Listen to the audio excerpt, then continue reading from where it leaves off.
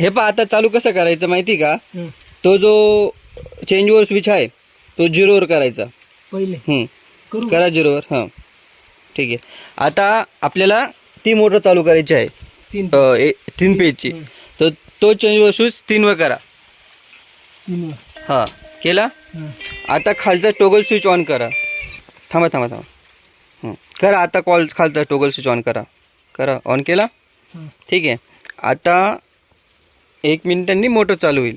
1 मिनटं अर्धा मिनटं लागतो.